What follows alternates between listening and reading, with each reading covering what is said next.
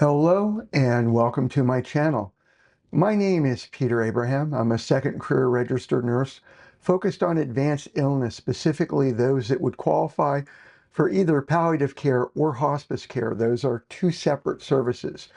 I'm also a certified end-of-life doula through the International Doula Life Movement, an avid book author, and someone who likes having discussions to help educate others in the end-of-life space. If you're new to this channel, welcome. Thank you for spending time with me today. If topics about death and dying are of interest to you, please consider subscribing and hitting the bell notification below. And if you like what you're hearing, what you're seeing. I should be cautious about what you're seeing because I don't account myself for anything to look at. But in this channel, we talk about issues related to death and dying. We are all going to die. Wouldn't it help if we were prepared? And I so much appreciate others who are in this space, such as hospice nurse Julie and Casey March, Ada Adams, and there's so many others that my short-term memory, even though I've been watching these for years, they've not sunk yet back into crystallized memory. But I appreciate others in this space as well. So the topic of today's conversation is going to be being a certified end-of-life doula. What does being a certified death doula mean? Now, before we get into today's topic, which I believe is critical, very critical, I want to take a moment about building resilience. I believe there are three pillars for building resilience. For me, it's pillar one is my faith in Christ Jesus. Pillar two is forgiveness. Pillar three is gratitude. I ask all my viewers, what are you grateful for today or in the moment? So what I'm grateful for today, it's an interesting situation. We're working with a financial firm on the establishment of an irrevocable trust. And we've been in careful communication to ensure that we were having accounts mirrored, i.e. one-to-one. When you look in a mirror, you're seeing yourself type of thing. And we thought we were very clear on our instructions, including that our cash management account would be mirrored and that we had to coordinate when things got transferred because we have outstanding checks and deposits coming in and going out, and we don't want to face bounced anything.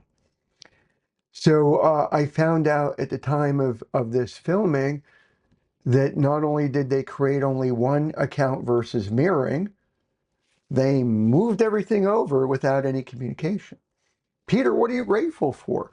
Well, I'm grateful for several things. One, I'm grateful for my wife, Laura, who was calming me down as I was getting ready to have a panic attack. I was near tears. I am grateful for the representative who, while this person made the mistake, they owned up to the mistake. I'm grateful to God answering a prayer that this would be resolved in short order, and it was.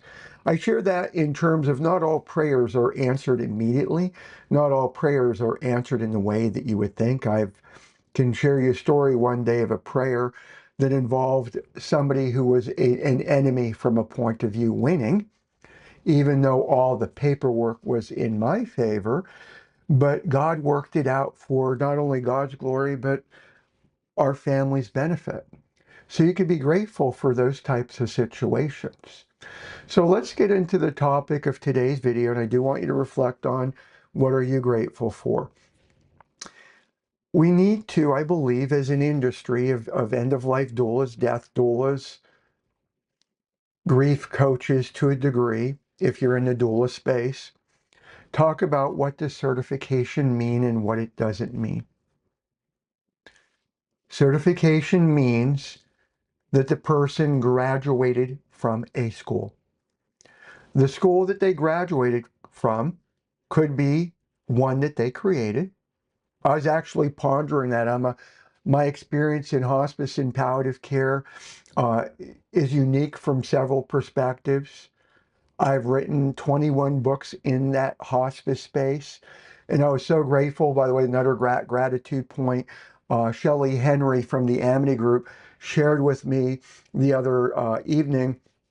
She said she was visiting a client in Los Angeles and she saw my book about mastering hospice eligibility that's slowly replacing quick flips because mine is focused on prognosis, which is what hospice should be. And quick flips is focused on LCDs. Now they do include prognosis. I don't want to be very clear there, but it's not as prognosis driven where mine is. But she said the book was there and they shared with her that they get all of the nurses a copy, and what she took a picture of was a stack of these books. And I'm like, wow, thank you for sharing that with me. But certification, when we talk about certification, I was thinking of back in April of 2025, I'm doing all this homework, I'm doing discovery calls. You know what? Through Compassion Crossing LLC, the business I started here in Kentucky, I could actually write out a graduation certificate. No, just between complete transparency, I didn't take any classes, but I can write out a graduation certificate. Peter passed. Here's his certificate. He's now a certified end-of-life doula. I share that because as of 2025, the summer of 2025, August 2025, there are zero accredited end-of-life doula, aka death doula schools. Not one. Zero accredited schools. Nothing. Nothing. And on top of that, there are no governing bodies.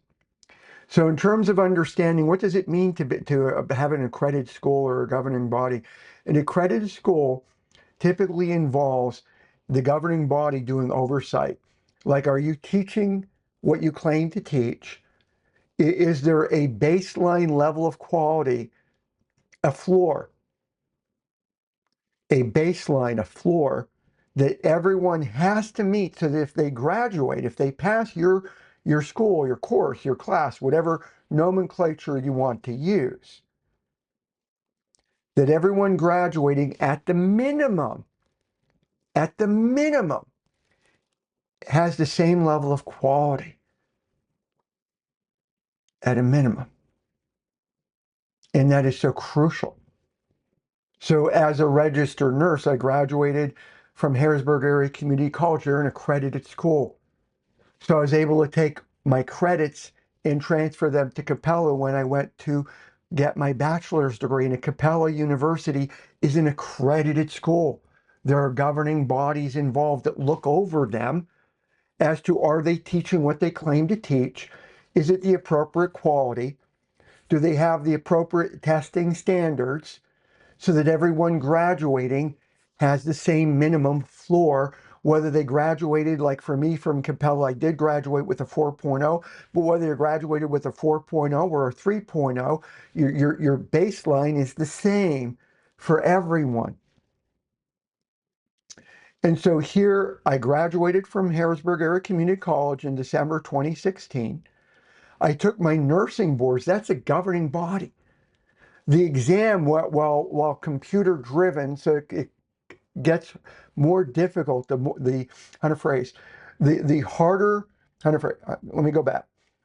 As you get each question correct, the questions get harder. There's a program involved. So if you ask a question and I get it right, the next question's harder and harder and harder until I start failing. And then the questions get slightly easier until I start succeeding, and then they get harder again. So it's this wave. And the wave is supposed to be able, so that anyone who passes the NCLEX, NCLEX, whether it's the NCLEX PN, which is for LPNs, or the NCLEX RN for registered nurses, anyone who passes has the bare bones, the minimum, this we're talking the floor, minimum safety, so that when I get a job, my first nursing job, that there's a level of assurance due to the governing body that I'm not going to go in there and kill somebody. There's a level of assurance that I know safety, that I'm aware of the basic principles of nursing science. Certification from that regard is very different because it's an accredited school, a governing body. And so the consumer, so that when I go for example, when I came to Kentucky late last year, and I went to the nursing boards and I had the Pennsylvania boards transfer over my licensing information. And I had to get federal and state background checks and have different, checks done. They were able to endorse me in Kentucky, and I can go to California, New York, etc. My license is unencumbered. Governing body means that I've proven that there's the baseline understanding. Whether I'm extremely good at the ceiling or whether I'm just the floor, all that matters is the floor. For end-of-life doulas, aka death doulas, there are 0 accredited schools, 0 governing bodies. This is critical. And I want you to think about this for a moment. Before starting this video, I went up and I double checked, if you wanted to become a certified nursing assistant. Now that's a certification, certified nursing assistants. Nationwide, let me be clear, United States of America, the average length of classes will vary from 4 to 12 weeks. It does vary from state to state. The federal minimum, this gets into governing bodies, the federal minimum is 75 to 120 hours. Full-time programs could be shorter, 4 to 6 weeks. Part-time and evening programs might be your 10 to 12 weeks. So, CNA, 4 to 12 weeks, federal, again, government requirement, governing body, 75 to 120 hours. You could have a doula school say that you get a year of training, or you get 3 months of training, or you get whatever, fill in the blank, whatever that number is. From a point of view, the number's irrelevant. I want you to get good training if you pick that school. So don't get me wrong. I'm not saying that the numbers don't matter at all. But the reason that I say that certification for end-of-life doula is a graduation certificate and that CNAs have more weight than any end-of-life doula program, including the ones I endorse, the ones I appreciate through the roof. Because there is a guaranteed minimum for anyone who's a CNA. There's a guaranteed minimum because there's a governing body, and the CNA programs are accredited. One of my friends, Noel Klein, he's up in Pennsylvania. He's an infection control nurse. He has his master's in nursing. If you're watching, Noel, thank you. I really appreciate you as a friend. He was a former professor, and we've kept in contact over the years. And I'm hoping to be helping him in a book that he's going to be writing in the near future. But he developed a CNA program to get accreditation in PA. Accreditation matters because whoever graduates has to be at a minimum floor so that Sally and John and Peter and Laura and Casey and Kitty and whatever their names are, everybody who says, I got my CNA or LPN or RN or CPA, etc., those are real certifications and licensures, that everybody has the same baseline. Some will be far better than others, and others far worse, and they may not be a fit for your needs because maybe they don't have a good personality, maybe they don't know how to present the things, but the bottom line is they have that baseline knowledge. So where I'm ending with this, we're coming to the landing. If you're looking into becoming an end-of-life doula or a death doula, pick your words. I applaud you. I appreciate you. I want everybody in this space to bloom. Do your homework. Get on the phone. This is something that you don't watch an infomercial. Don't go to a free session and get sold a bill of goods and feel so emotionally driven because it was an infomercial style discovery call that you end up leaving. I can do this, sign up for them, and then find out. And I'm not saying any school is bad from that regard, but over the time period that I've been involved in this space, and it's not as long as a lot of people, it's a short time in full transparency.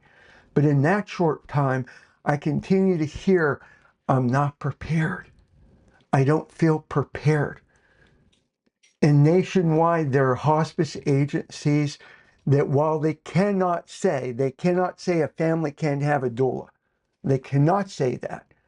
But there are hospice agencies that are saying, maybe we're not the hospice agency for you if there's such and such a doula involved, if they came and graduated from such and such a school, or if they're not sure of the school that they graduated from.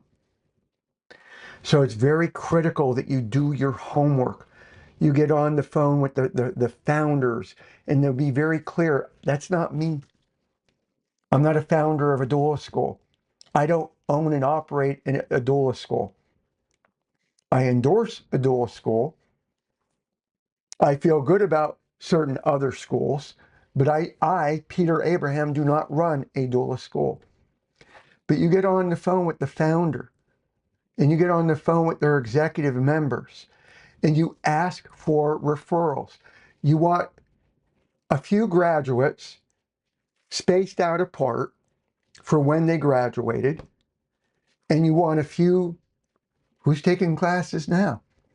And just like if you were an employer doing background checks, because if you become an end-of-life doula, unless you're volunteering for somebody, most hospice agencies don't hire. You're your own boss. You're your own agency, for better or worse. Imagine you're hiring somebody, you should be interviewing. So you would then call these references for the graduates. Do you feel prepared? Do you have any clients? If you literally just graduated, what are you doing to get clients? Do you feel prepared enough? Was there anything missing?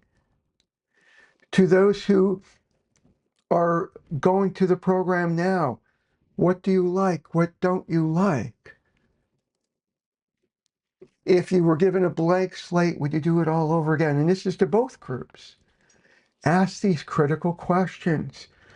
Don't sign up with any school just based on feelings, because feelings can wane. You could be hot one moment and cold the next. This, regardless of what you pay for whatever school that you go to, this is your money and your life. Make the best decision that you can. And at the end of the day, if you end up going to a school that you tell me in the comments or wherever, I went to so-and-so, and it happens to be a program that I personally don't like, and right now I only know of one, mainly because of an unethical comparison between a completely unaccredited, because remember I said 0 are accredited, so every school is unaccredited. So they're comparing their unaccredited school to that of a registered nurse, and they're comparing the cost savings. Go to my doula school, and it's a $7,997,000 value. And by the way, they may have changed the numbers over the past weeks. But if you sign up over the next X number of hours, it's $2,997. And oh, by the way, you're going to get all these X items included for free, and start naming out the values. But the part of the ethics is the overwhelming majority of the items being named were never available for the public to be sold. So it's an imaginary value system. I'm the geeky nerd. I want to be very clear. Give me a moment, sorry. This book is on Amazon.com. It sells, the paperback version is $20.95. There have been sales. There have been sales. I have books that the sales are through the roof. And so If they're selling for that value and then I give it to you for free, I can say you got a $20.95 value. But if I produce this, which I did, and let's say this never sold, and in full transparency, I've published over 50 books. I have some of my books have zero sales, zero. History to date, zero. I have a list price on Amazon, but zero sales. So if I were to say to you, I'm including this to you for free, but it's the list price value, that's literally imaginary because no one paid that much for it in real life. You need to take that into consideration. When I say need, at the end of the day, you're going to be you. But this is part of like looking at the emotional picture, because a lot of places will say, we include XYZ at no charge.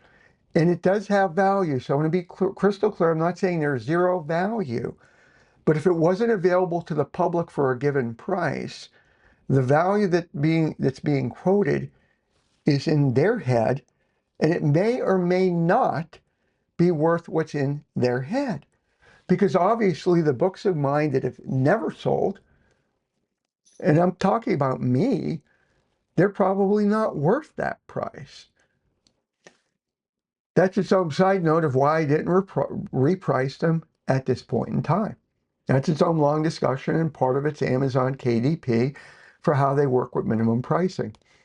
A story for another day. So I do thank you for your time watching. I appreciate you. This is a non-judgmental channel.